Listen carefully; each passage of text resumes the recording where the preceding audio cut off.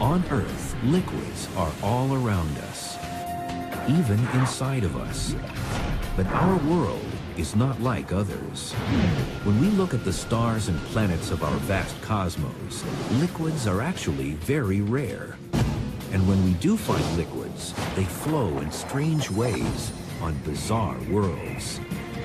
It's an environment where nothing that we could build here on Earth could withstand that for more than a fraction of a second. New discoveries are forever changing what we know about the churning, bubbling matter of our liquid universe.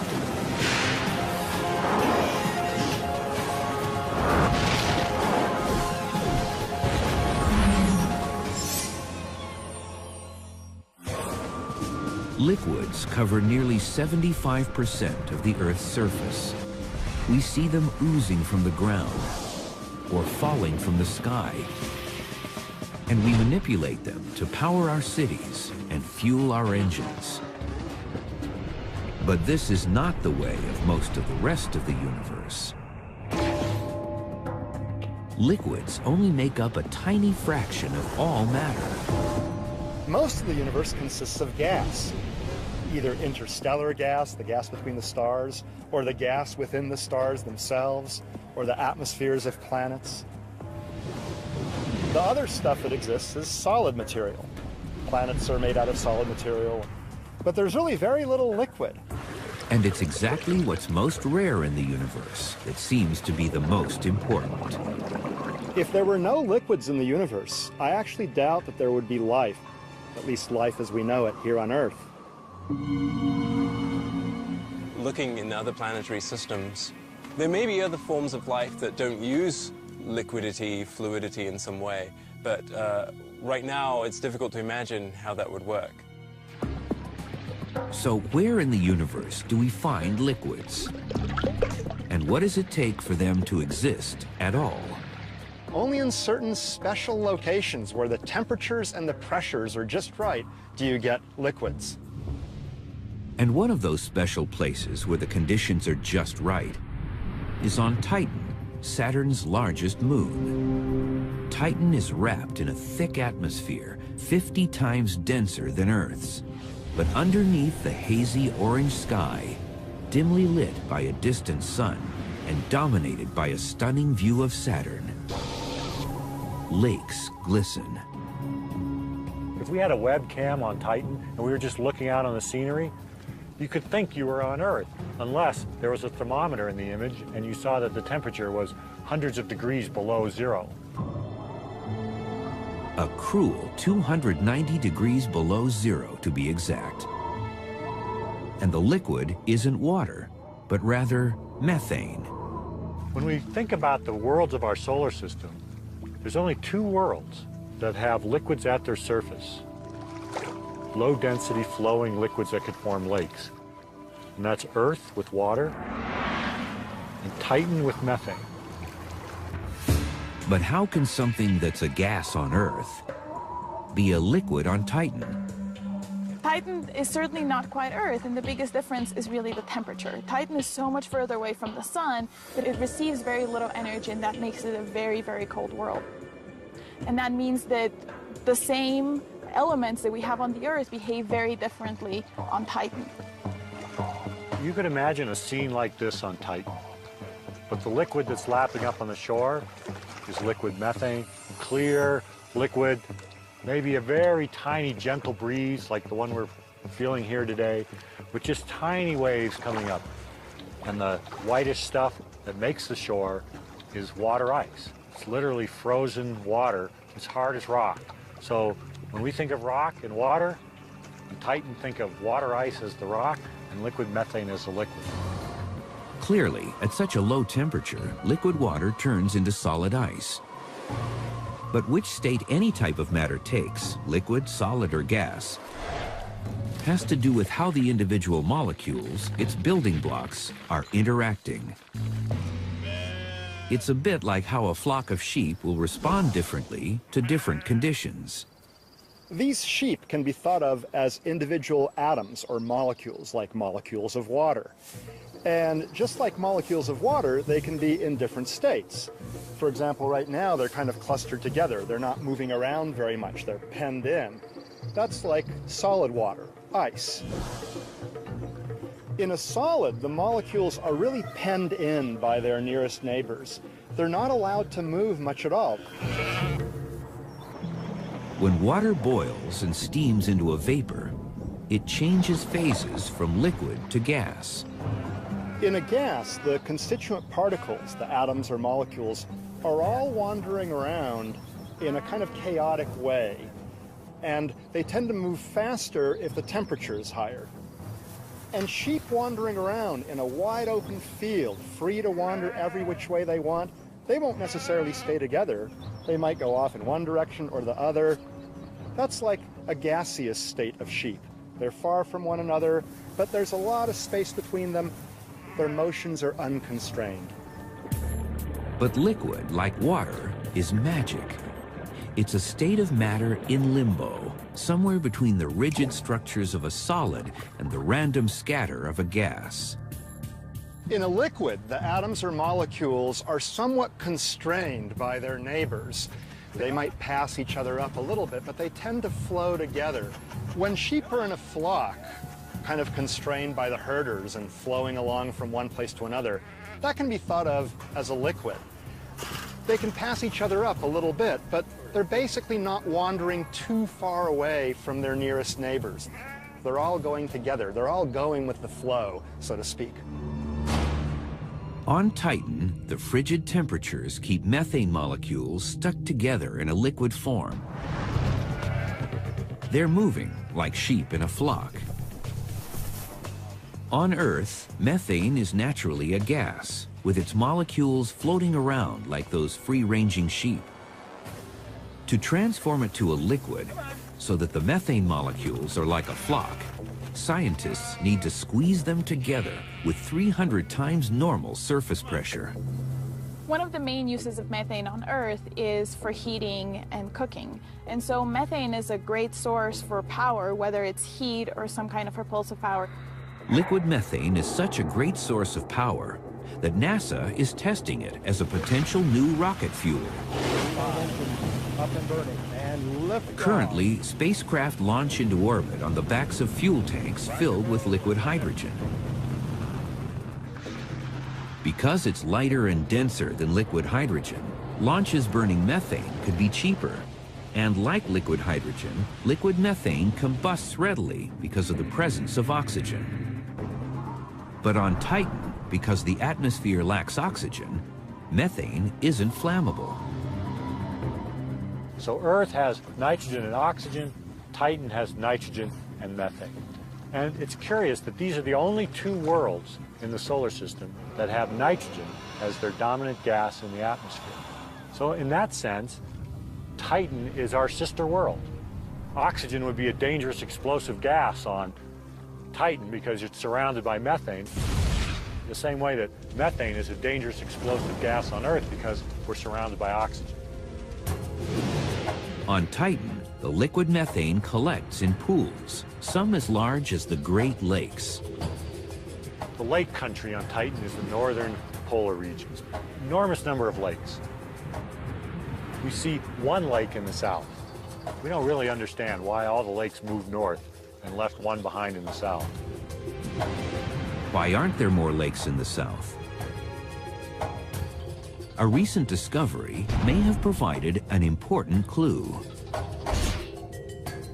In August 2009, researchers detected a sudden appearance of storm clouds around Titan's equator. This could mean that liquid methane mimics the water cycle on Earth, where water evaporates from lakes in one area and then rains to form lakes in another.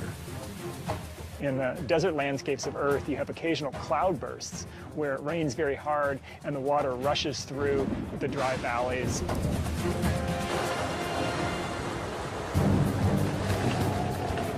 But the vast majority of Titan is sort of a methane desert. And when it does rain, it's a real cloudburst, and you have a huge flow over the surface. So we actually think that in terms of the ability of methane to erode and carve channels and valleys on Titan, it would be very similar to the ability of water to carve valleys on the Earth. One reason lakes are cooling in the north could be because that region is experiencing a very long rainy season. It takes 30 years for Saturn to go around the sun.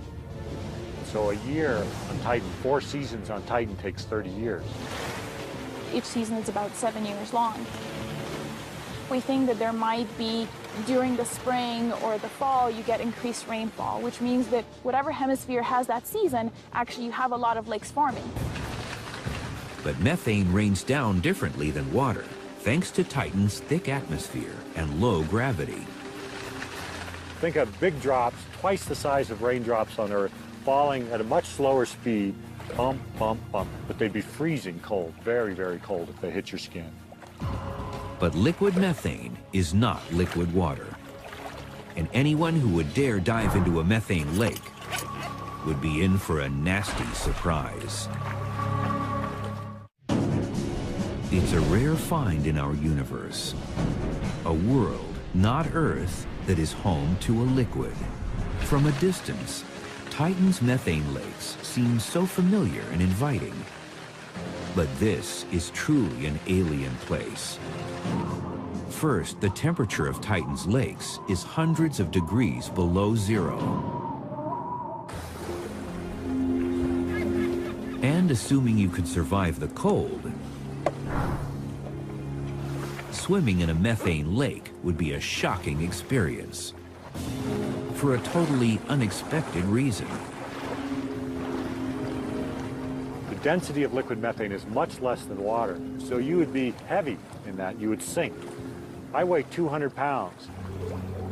In water, my effective weight is very close to zero. In liquid methane, my effective weight would be 80 pounds. So imagine trying to tread water in a lake or a swimming pool with an 80-pound weight belt tied to you. That's going to be hard. That's what it'd be like trying to swim in a lake in Titan. Methane is so clear, divers might feel as though they were looking through liquid air. That's not the case in most water lakes. But water's opacity isn't just due to pollution. It's also the result of a natural characteristic of water, which turns out to be vital for life on Earth. In this picture, it's water. We're familiar with the properties of water. Here we have a liquid that looks like water, but it's not. This is a hydrocarbon. This is analogous to the liquid methane on Titan. They look the same, but they have very different chemical properties. To show the difference between these two liquids, I'm going to take some crackers, kind of things that we eat, starch, sugars, salt, and I'm going to put it in the liquids. So now we've got crackers in the water. I'm going to take a set of crackers, the same number of crackers, and I'm going to put them in our liquid hydrocarbon. Because water dissolves things so well, it's considered a powerful solvent. Methane, on the other hand, can't dissolve other materials as effectively. Look at these crackers coming out. This cracker is still as crisp as when we put it in. This is not a very good solvent. Water's dissolving power comes from its molecular structure. A water molecule is H2O, which means 2 hydrogens on an oxygen. And if you just think about the shape of the molecule, you've got your oxygen and 2 little hydrogens on one end. This structure means that one end of the water molecule has a positive charge and the other has a negative charge. So the little water molecules are like little magnets going around, stirring things up, repelling some things, attracting other things. By contrast, methane is a weak solvent. Methane is a carbon with 4 hydrogens on all sides. It's even, it has no polarity. It won't break up other molecules. Since water dissolves what it contacts, it can turn itself into a rich and sometimes murky soup. So here in water, organisms that have evolved to live in a rich soup like that, they're going to be small and compact. And that's what we see on Earth. Microorganisms are small and compact. They can get their nutrients from the water. But methane could be an appealing liquid for a different kind of life form. Imagine an organism on Titan looking at Earth and seeing the liquid water. It would just be appalled that anything would want to live in such a reactive, hot, aggressive liquid. And it would think, geez, that can't be life on Earth. The liquid there is much too difficult to manage. Any alien visitors might immediately be drawn to Titan or Earth because liquids flow right on the surface. Over 300 million trillion gallons of water slosh around on Earth alone. But that might not impress interstellar travelers very much, because none of Earth's 7 seas are the biggest or deepest oceans, even in our solar system. Jupiter, the 5th planet from the Sun, conceals an immense and bizarre liquid sea beneath its mysterious clouds. Reaching this liquid would require a spacecraft far beyond the limits of modern technology. It would have to somehow withstand incredible pressures and, more importantly, be able to stand up under temperatures that are much hotter than the surface of the Sun. At 1,400 times the volume of Earth, this giant planet is mostly made up of hydrogen and helium gas. But miles and miles beneath those clouds, there's a point where the weight of that atmosphere gets so intense, gas turns into liquid. Lots and lots of liquid. The journey to the liquid begins at the outer edge of Jupiter's atmosphere, where the air pressure is close to what we experience on Earth's surface. Diving into Jupiter would be an amazing experience. First, you'd go through all these upper cloud layers where there's ammonia and methane and other compounds. They're really colorful and swirly, lots of storms. The explosion of color indicates a strange brew of chemicals mixed in the hydrogen and helium. Because there's a lot of different sulfur compounds in the atmosphere of Jupiter. So as you fall down through the upper layers of Jupiter, you would have the smell of rotten eggs. So a trip to Jupiter starts off in an unpleasant way. Just like passengers on a commercial jet descending from high altitudes, passengers on a spacecraft descending into Jupiter's atmosphere would feel pressure on their ears. If you go deeper into the interior of a planet, the densities become higher, the pressures become higher, the gas is more compressed.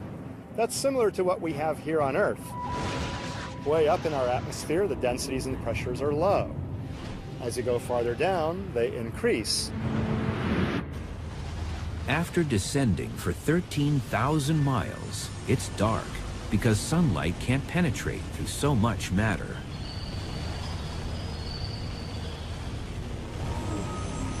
At last, the darkness lifts. Light streaming from Jupiter's ocean lies just below. You don't splash down onto the sort of the liquid ocean of Jupiter in the same way that you splash down on Earth. It's much more like you're going through a steam that becomes denser and denser and denser until it's indistinguishable from a very, very hot liquid. The liquid is hydrogen. This steamy sea, stretching from horizon to horizon, is what passes for the surface of Jupiter. It may seem unthinkable, but this liquid hydrogen ocean is floating above another, even more bizarre liquid below it. Liquids aren't easy to find on worlds outside of our own. They often take forms we can't imagine on Earth. And that's the case with Jupiter's hydrogen ocean. Strange as it may seem, the most abundant liquid in the universe is liquid hydrogen. Now, in fact, in some ways, that's not so strange. Hydrogen is by far the most abundant element in the universe.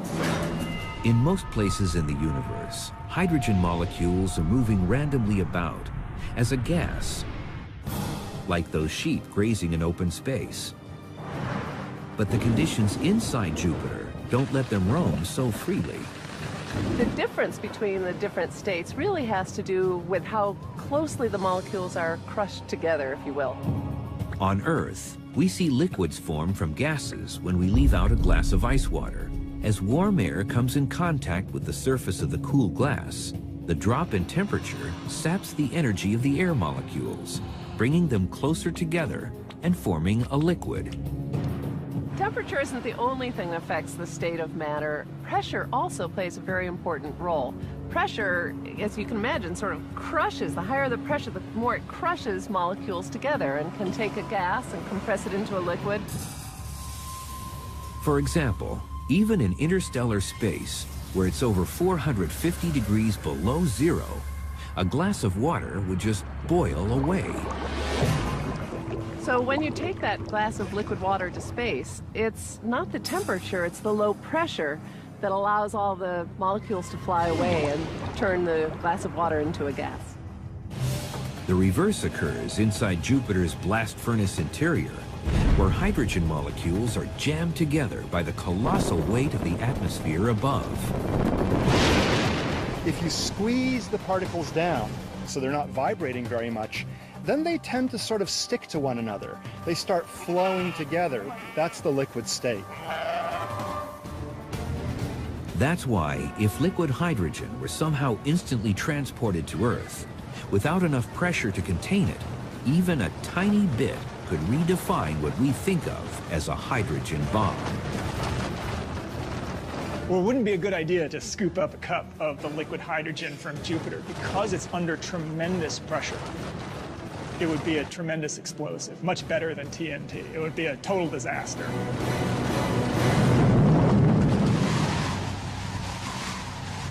Inside Jupiter's liquid hydrogen ocean, it's over 17,000 degrees, hotter than the surface of the sun.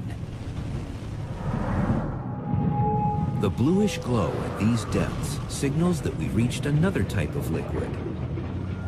It's still hydrogen, but in a very special form called metallic liquid hydrogen. It's brighter than the surface of the sun and far, far bluer than the surface of the sun. It's an environment where nothing that we can build here on Earth could withstand that for more than a fraction of a second. In this extreme environment, the hydrogen molecules that make up Jupiter's ocean start to act very strangely. The molecules of the regular liquid hydrogen ocean are like those sheep, moving as a flock. Or better yet, more like what's happening inside of an amusement park, when bumper cars are streaming around a rink. So what makes a liquid is the ability of the atoms or the molecules to slide past each other. The atoms are free to move and they jostle around, much like these bumper cars here at this bumper car rink. They can't fly freely, but they are changing their neighbors all the time. Inside each hydrogen atom, whether it's in a gas or liquid form, a single electron is bound to its nucleus, buckled into the driver's seat of its own atomic bumper car. But at the surface of Jupiter's metallic liquid hydrogen, a depth where the pressure reaches 3 million times what we experience on Earth's surface, the hydrogen molecules are freaking out. The liquid hydrogen actually becomes liquid metallic hydrogen. Now, what I mean by that is that the liquid hydrogen starts conducting electricity and heat really well. Inside Jupiter's metallic liquid hydrogen, electrons are jumping from molecule to molecule, splitting away from their own nucleus and finding another home. They're carrying electric charges efficiently from one place to another. And the transport of electric charges, that's the current. That's what allows current to flow. And you sure wouldn't want to be there if someone were to discharge a big bolt of lightning or something like that, because that electricity would travel easily through the liquid metallic hydrogen, zapping you completely, frying you. The closest thing to metallic liquid hydrogen on Earth is liquid steel. When they pour the liquid steel out of the cauldron, it's glowing hot, it's flowing, it's conductive of electricity. That's very much like the interior of Jupiter would be like if you could be down there. Inside Jupiter, the metallic liquid hydrogen is different from the regular liquid hydrogen because it's conducting electricity. So the fact that the electrons are able to flow freely inside means that you can have strong electric currents in the interior of Jupiter. And whenever you have a fluid that has strong electric currents, then it will create a magnetic field.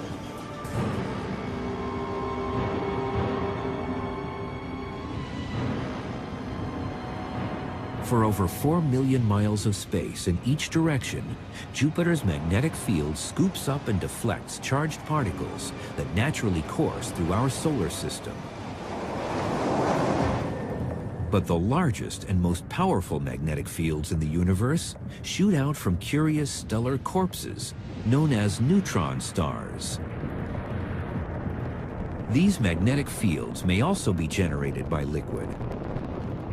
However, the interior of a dead star seems like the last place you'd expect to find anything flowing. A neutron star is like a big hunk of neutron material, just packed as tight as it can be. We call that matter degenerate because it can't get packed any tighter. Most materials, you push on them, they get denser. You push on them harder, they get denser. Not a degenerate material. You push on it, it's not going anywhere. Neutron stars are roughly 12 miles in diameter, about the size of a large city. Neutron stars are so massive, and the mass is compressed into such a tiny region that it basically has started to warp space itself. Visiting its surface is impossible. Anything that you could build out of ordinary material would be immediately flattened and crushed on the surface of a neutron star. Neutron stars, the gravity is so high that even the highest mountain range on a neutron star is just measured in literally millimeters. Could liquid possibly exist inside this hostile environment? Surprisingly, the answer may be yes. Some scientists believe that neutron stars are not solid to the core. In fact, their interiors may be moving so freely they could be filled with something called superfluids, liquids with no thickness or viscosity. Viscosity is a measure of how resistant a fluid is to flowing. So a low viscosity material like water flows very easily. I mean, you can see how quickly it falls into this bowl. But honey, on the other hand, is very viscous, and it flows more slowly. The thicker a fluid is, or the more viscous, the less it flows, the less things can move around in it. A superfluid has zero viscosity, a liquid so thin it never stops flowing. So in the bizarre fluid inside a neutron star, it has what we call a superfluid property. And so what that means is that if you start up some sort of current, you're able to start up a vortex inside a neutron star, then it will just keep going and going and going, and it won't die out. There's no viscosity that causes these currents to dissolve away. Some neutron stars spin like tops, rotating several times every second. And just like the metallic liquid hydrogen works for Jupiter, a superfluid interior sloshing energetic particles around spawns a massive magnetic field, except that a neutron star's magnetic field is millions of times more powerful. Our planet has its own liquid churning deep inside. Although no one has ever seen it, life on Earth wouldn't exist without it. Life as we know it wouldn't exist without liquids. On Earth, you might think it's water that's most critical. But there's another earthly liquid that's just as vital. 1,800 miles below the Earth's surface, where it's a scalding 7,000 degrees, a sea of liquid iron over 1,000 miles deep engulfs the solid inner core of our planet. But how can scientists be sure what's inside the Earth? That's exactly what Gina S. from Danbury, Connecticut wanted to ask the universe when she texted us. How do we know the Earth has an iron core if we've never seen it? Thanks for the question, Gina. It turns out that scientists can often infer things indirectly, even if they can't see them directly. For example, we know that the Earth has a liquid iron outer core and a solid iron inner core because Earth has a big magnetic field. And motions in this electrically conducting liquid iron core are what produce the magnetic field. Without a magnetic field, life on Earth's surface would suffer. If it didn't exist, then all these charged particles coming from the sun and from outer space would go zipping through our atmosphere and interact with living cells, causing lots more cancerous mutations. Unlike at the core, the conditions at the Earth's surface freeze iron into a solid so strong we turn to it when we need to construct tall office towers or long bridges. But in distant corners of the galaxy, there are worlds so naturally hot and dense that iron is nothing more than a steamy drizzle. They're out there, mostly overlooked and misunderstood. Too big to be planets and too small to be stars. They're known as brown dwarfs.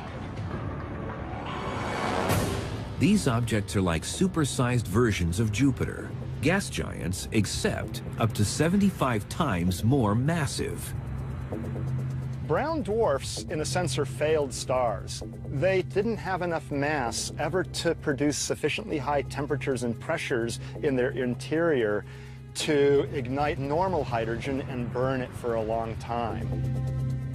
But these objects are still very hot, and despite their names, not brown.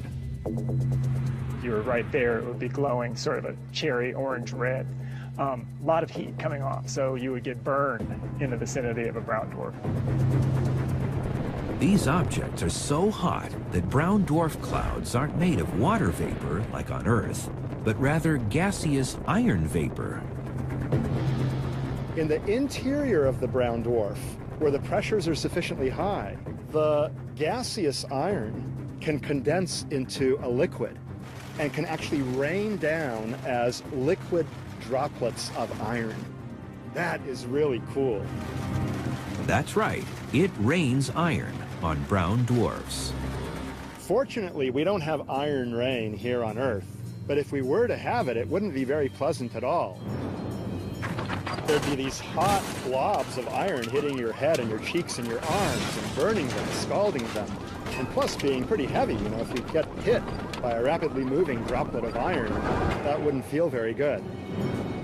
Liquid iron never falls on Earth, but it might be happening right now, all across the universe. Our galaxy is really teeming with brown dwarfs. There's tens of billions of brown dwarfs in our galaxy, almost as many as there are actual stars.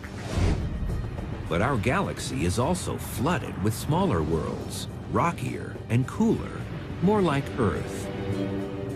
One of the most amazing things that happened recently is that we found the first planet that could potentially have water on its surface. The planet is in a solar system orbiting a star named Gliese 581, about 20 light years from Earth. The fourth planet out, Gliese 581d, circles so close to its star that one of its years lasts just 66 days. But that's a good thing if we want to find a planet with water on its surface, because Gliese 581 is smaller and cooler than our sun. Estimates have revealed Gliese 581d to be 10 times more massive than Earth, with a diameter that is twice as wide. Some scientists think that what makes up that extra mass could be mostly gas. That means Gliese 581d could resemble the gas giants of our solar system, like Jupiter, Saturn, Uranus, and Neptune. Lots of gas, very little liquid. But others believe that Gliese 581d is different, more like Earth. We think 10 times Earth's mass you can make up by just piling rocky material together. So just make it something that we call a super Earth. It could be a mini Neptune too. The jury is still out. but it's the first one that could be like Earth, just bigger.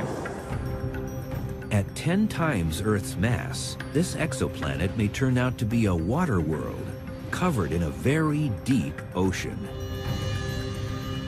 Gliese 581D's tight orbit means its parent star's gravity keeps the same side of the planet facing the star. That means half of the planet never goes dark. So basically, whenever you look up at the moon, you see the same side of the moon. That would happen to a planet that close to a star.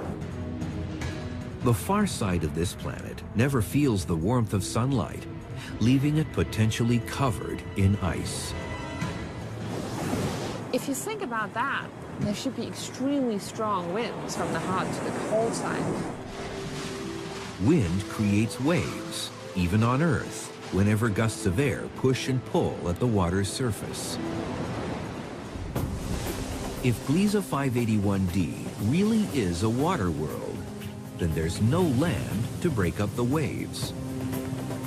You have waves mile high that keep going and keep going for miles. So if you like surfing, that's definitely where you want to be. There might be a hard surface underneath this super ocean, but it's unlike anything we know on Earth. It's a state of solid water known as Ice 7. Instead of sheep or bumper cars, let's imagine water molecules as individual aluminum cans dumped into a container. At typical Earth temperatures and pressures, they interact and move together as a liquid. When they freeze, water molecules lock together into solid ice. It's a molecular structure of water that scientists refer to as Ice 1. Now, Ice 1, the one that you and me are actually used to, this is just because it doesn't have much energy left to move, because it gets so cold. The massive ocean of a water world would be hundreds and hundreds of miles deep. Just like on Earth, the deeper the water, the greater the pressure. If the pressure is great enough, something funny happens to water. It turns solid, into a kind of hot ice. If you raise the pressure of a liquid, you can generally turn it into a solid because you're squeezing the atoms and molecules so close together that they feel penned in. They can't move past one another. They can't flow. Higher pressures can create a variety of solid ices with internal structures different from frozen ice, or Ice 1. The difference between anything like Ice 1, 2, 3, 4, 5, 6, 7, we think it goes to 10, but it could go any further, is actually the pressure. The difference between what we used to, Ice 1, and the other ices is that on the other ices, there are pressures that actually act on these cans. On a planet this big, the water pressure can reach levels millions of times what we experience anywhere on Earth.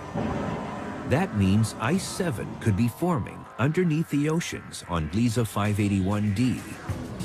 Diving down there, water, 70% of your body would actually become ice. So probably not the best option. So for now, right now, technology-wise, we probably have nothing that can go down and explore it. But if we're just looking for liquid water, we don't have to travel outside our own solar system. We have a neighbor that has more water than all the oceans of Earth combined. In a universe of liquids, Jupiter's moon Europa appears to be an unlikely place to find some. It's an Arctic wasteland, sheathed in water ice and riddled with cracks. It's like looking down on ice floes in the Arctic or Antarctic. You see cracks that have been just offset from one another and suggesting that the surface is kind of floating around on top of a liquid underneath. And it's not just a splash of water either. Beneath a layer of ice 60 miles thick lies an ocean 60 miles deep. That's deep. That's a lot of drilling you would need to do if you're going to go ice fishing on Europa. Smaller than our moon and nearly 3 times farther away from the sun, as tiny Europa orbits, it passes through Jupiter's magnetic field. But it's another mighty Jovian force that keeps a world so far from the sun from being frozen solid. It gets energy from the gravitational tug of Jupiter. Jupiter is very massive, and it pulls tides on Europa much the way the moon pulls tides on Earth. Jupiter's gravity teams with the tugging and shoving of the other satellites in nearby orbit to mash and stretch Europa. The resulting friction heats and melts the moon's interior. What's left, ground up inside Europa, is salt water. It's mainly H2O, plain old water, but dissolved in it are salts and other materials, just like our ocean has salts and minerals and things dissolved in them. The best analogy for the water on Europa would be water from the Dead Sea in Israel, where you have a very, very high concentration of salt. Not a good place to get your bottled water from. Liquids can turn up in the most unexpected places, and none may be more surprising than a recently discovered liquid nearly as old as time itself. 14 billion years ago, the universe began as an infinitesimally small point when it erupted in a cosmic explosion known as the Big Bang. It rushed outward, expanding and expanding, exotic particles and gases cooling and coalescing into stars, then solar systems and galaxies. But let's rewind the clock to a time just after the Big Bang, before protons and electrons combined to form the first atoms. So everything was running into each other and smashing into each other, so that what was going on was that there wasn't enough freedom for the particles to sort of settle down and clump into the things that we're familiar with now.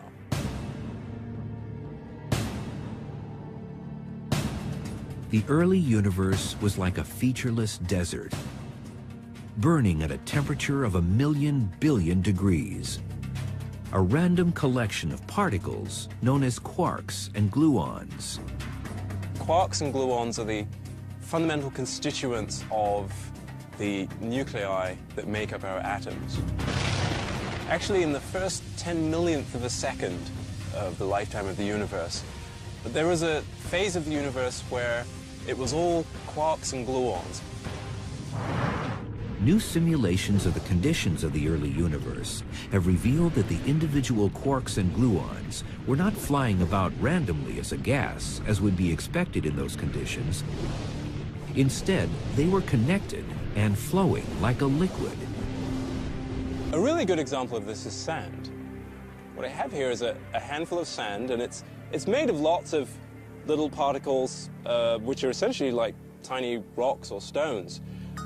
But how they interact with each other is what determines how lots of them move together to give you something that's much more like a fluid flow than it is the behavior of a solid. And so much the same thing is going on with quarks and gluons in that situation where they're colliding. And that was probably the same sort of behavior that was going on in the very early universe. You'll see patterns in the sand that look like ripples on the surface of an ocean in response, for example, to the wind, and responding in a way that's much more fluid-like or liquid-like than it is as a solid. Ripples are traces left behind by some kind of disturbance. In a liquid state of matter, ripples spread easily throughout the whole. That ability to communicate disturbances may have some imprint on the ultimate fate of the universe. In that critical, chaotic moment after its creation, the fluidity of our early universe's liquid state was already beginning to show signs of a grand future. So there'll be some parts of the fluid that are slightly more dense than other parts, and we'll be able to see patterns beginning to form that will ultimately become the structure that we see in the late universe.